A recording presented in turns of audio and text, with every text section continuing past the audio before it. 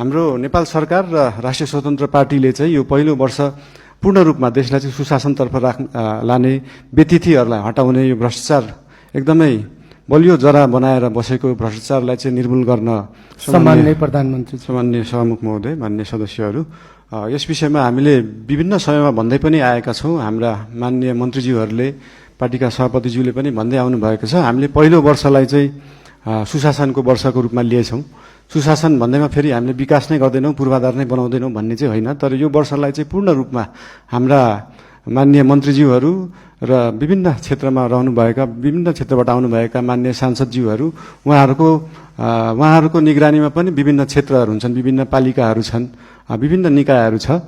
हाम्रो नेपाल सरकार र राष्ट्रिय स्वतन्त्र पार्टीले चाहिँ यो पहिलो वर्ष पूर्ण रूपमा देशलाई चाहिँ सुशासनतर्फ लाने, व्यतिथिहरूलाई हटाउने, यो भ्रष्टाचार एकदमै बलियो जरा बनाएर बसेको भ्रष्टाचारलाई चाहिँ निर्मूल गर्न चाहिँ नेपाल सरकार, हाम्रो पार्टी एकदमै तत्पर रहेको छ। यो चिज विभिन्न कार्यालयहरूमा जाँदा, मालपोत कार्यालय, company registrar, blue book renew गर्दा विभिन्न ठाउँहरूमा जाँदा देख्नु पनि भएको छ होला र यसलाई नेपाल सरकारले निरन्तरता दिनेछ। धन्यवाद। Extreme Energy Drink